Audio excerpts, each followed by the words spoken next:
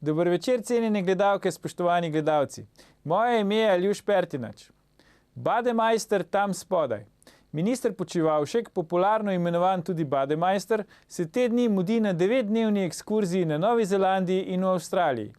Včeraj je tvitnil: Srečal sem se z lastnikoma firme Harvey Norman, Garyjem Normanom in Katie Page. Podjetje je prisotno v 8 državah, tudi v Sloveniji, kjer ustvari 60 milijonov evrov prometa in zaposluje 350 ljudi. Delamo na tem, da v Slovenijo pritegnemo še več takšnih investitorjev, #krepimo izvoz.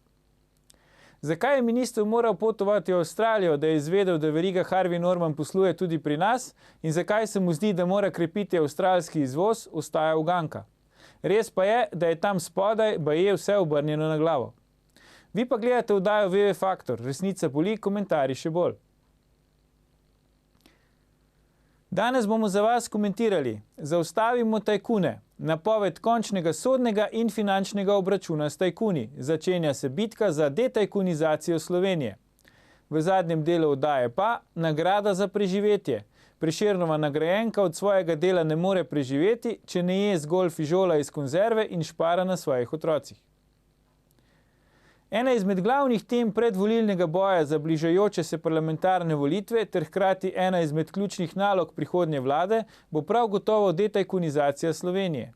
Kako zaustaviti tajkune in kako zmagati v bitki za detajkunizacijo Slovenije, če pa je večina množičnih medijev že de facto v rokah tajkunov, se bomo pogovarjali z magistrom Ivanom Simičem, davčnim strokovnjakom ter urednikom revije Denar, in Bojanom Požarjem, preiskovalnim novinarjem ter predsednikom izvenparlamentarne stranke Lista novinarja Bojana Požarja. Dobrodošla.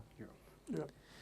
Ivan, Bojan, preden gremo na današnjo glavno temo, bi vaju prosil, da pokomentirate tale tweet ministra Počivalška. Zakaj po vajinem mnenju minister nikoli ne tweetne, recimo, sestal sem se z direktorjem Hele, ki v Sloveniji zaposluje 3000 ljudi in ki res kaj izvaža iz Slovenije, zdi pa se mu pomembno, da v Avstraliji dela reklamo za trgovino Harvey Norman, ki pri nas zaposluje 350 ljudi, iz Slovenije pa seveda ničesar ne izvaža. Izvoli, Bojan. Ja, mislim, da se gospod Počivalšek je šel pred nekaj tedni pravzaprav na Twitter. In zdi se mi, da se za temi takšnimi in podobnimi tweeti, ki jih kar magoli, zdaj Aljuš, ti si pač enega izbral, ki je prišel iz Avstralije, se je pridružil tej skupini politikov stranke Modernega centra, ki tweeta izredno nenavadno.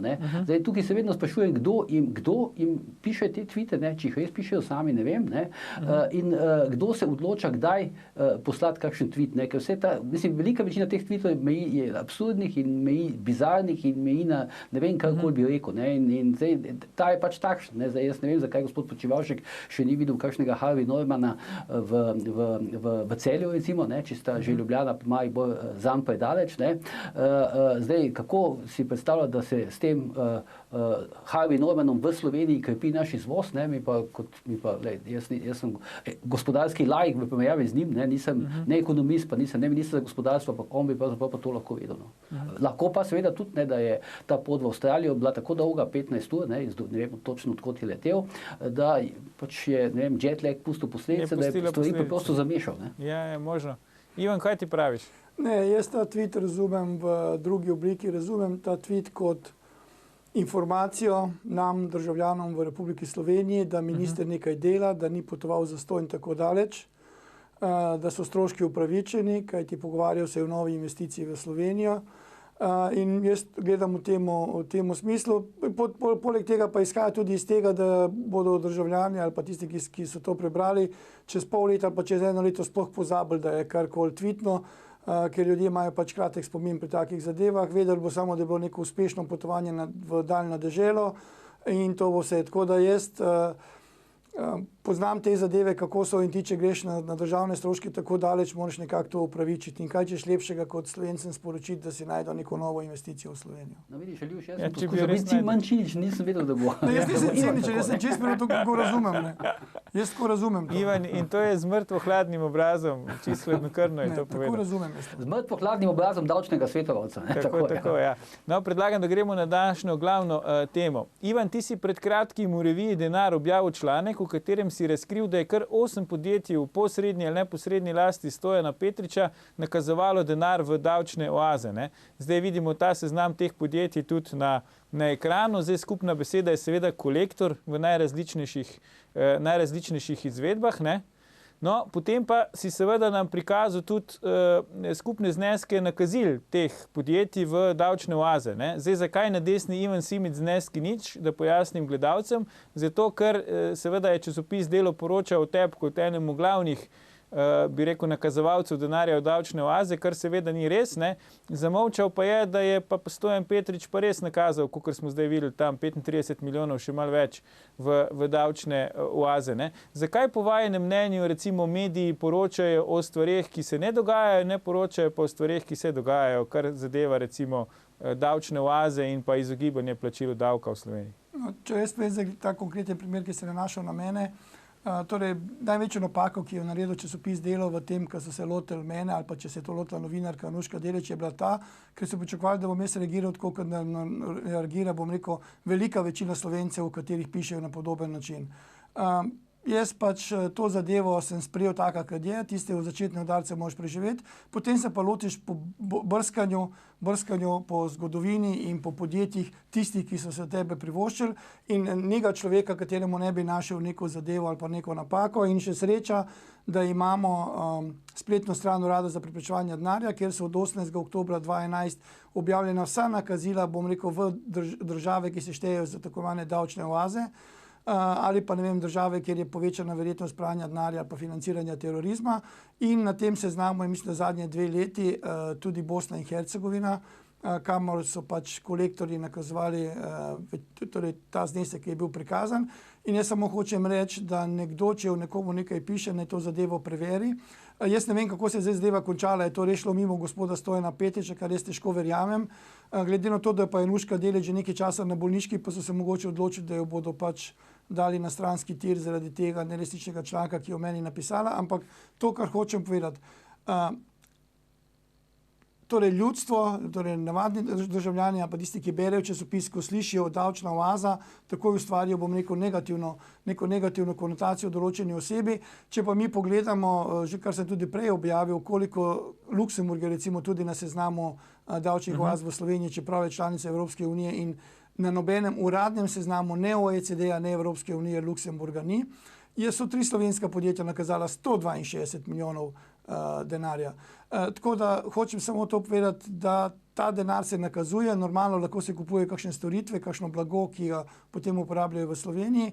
Kaj pa v primeru kolektorja, bilo pa bo mogoče kdaj gospod Stojan Petrič povedal, zakaj nakazuje toliko denarja v Bosni in Hercegovini. Ok, Bojan, zdaj ti posluješ v Sloveniji, plačuješ davke v Sloveniji, pa vendar se ti očita, da si šel v politiko zaradi denarja. Čemu pripišuješ to nelogičnost?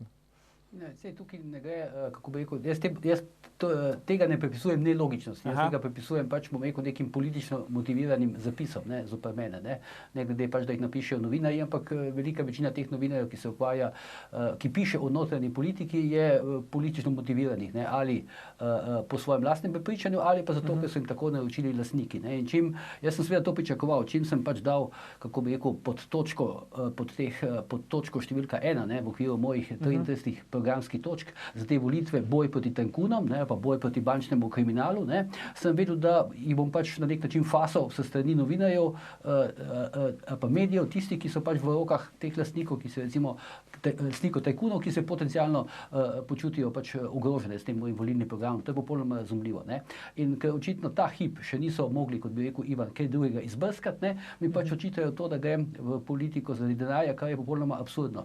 Vsak, ki pogleda recimo bilance 2 podjetij, ki jih jaz vodim, se lahko iz bilanc teh podjetij popolnoma preprosto ni potrebno biti niti finančnik, niti davčni svetovalec, niti ekonomist, lahko vidiš, da pač jaz lahko normalno živim, nisem bogataš, ampak lahko normalno živim od svojega dela, od svojega novinarskega posla, bralcev, gledalcev in tako dalje, in da zaradi tega jaz ne potrebujem politiko. Ampak za hip bi se mogoče navezal na tisti članek napisanja Dela o teh davčnih oazah. Zdaj, za Ivana je verjetno, bom rekel, ključno vprašanje to, zakaj se je pravzaprav on pojavil ne, na prvi strani Dela kot tisti, ki ne bi veliko denarja nakazoval v davčne oaze. Kako jaz poznam novinarstvo, se Ivan ve, tudi Ivan ga pozna, da to ni bilo naključje. Ne mogoče je, bom rekel, objaviti na naslovnici Dela nekega človeka s fotografijo, z naslovom, on je pa tisti, ne, ki nakazuje v davčne oaze, če tega ne počne. Skratka, tu je bil nek motiv. Ne, in za Ivana bo verjetno zanimivo, ali pa vsaj zame, če bi se zgodilo podobno, bi bilo zanimivo, da bi raziskal, zakaj sem bil jaz takrat, oziroma zakaj je bil Ivan pravzaprav tarča Dela v tistem momentu. To meni jasno. Zdaj prej, Aljuš si me vprašal okoli politike, jaz vem, zakaj sem tarča, ker sem pač zašel v neke vrste politično kampanjo. Za Ivan mora pa to še ugotoviti. Ivan mora pa še objaviti, kaj je gre politiko. Ne, jaz sem to že povedal. Ampak hotel sem reči pa tole, okoli pisanja teh Delovih novinarjev. Ko novinarji Dela, recimo, spregledajo to, da je Petrič nakazal toliko in toliko, Petrič, njihov lastnik, nakazal toliko in toliko denarja v davčne oaze, se je treba tukaj vprašati predvsem dvoje.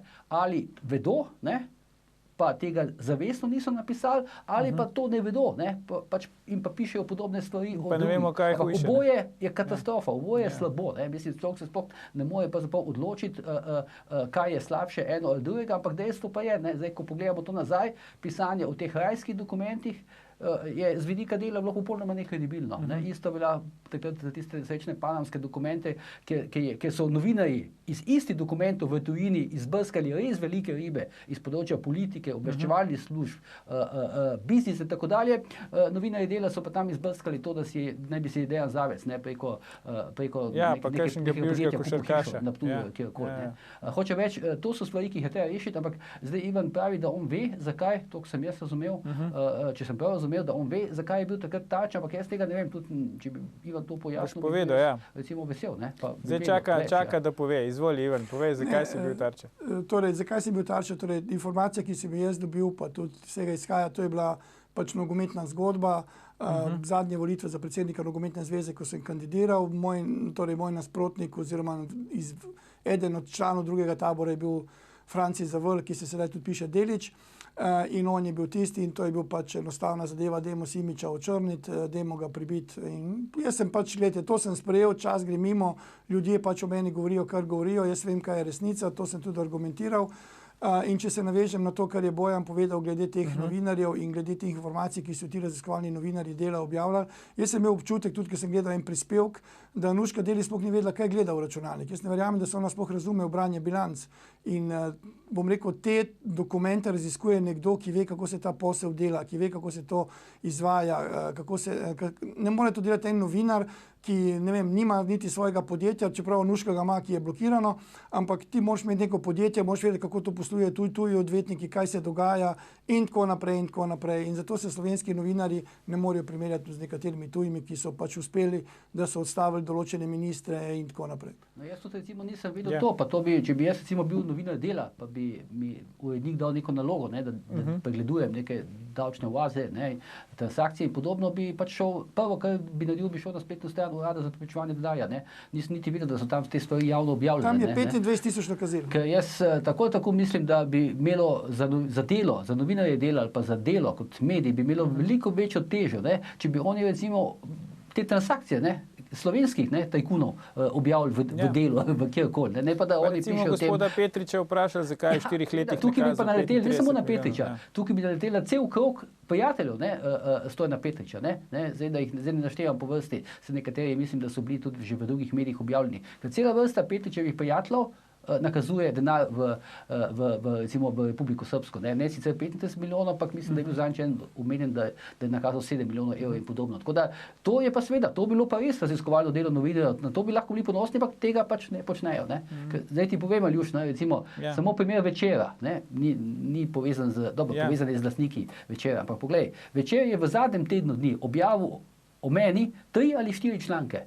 Niti enkrat me niso vprašali za mnenje. Niti za izjavo, niti za komentar, nič. 3 do 4 članke v enem tednu in to isti novinarji, ki meni običajno očitajo, da jaz ne preverjam. To je verjetno zaradi tega, ker je Miro Cerar, predsednik vlade, rekel na Odmevih, vsi vemo, kdo je Bojan Požar. Verjetno zaradi tega, ja. Vrnemo se po oglasih, ko bomo nadaljevali z bitko za detajkunizacijo Slovenije.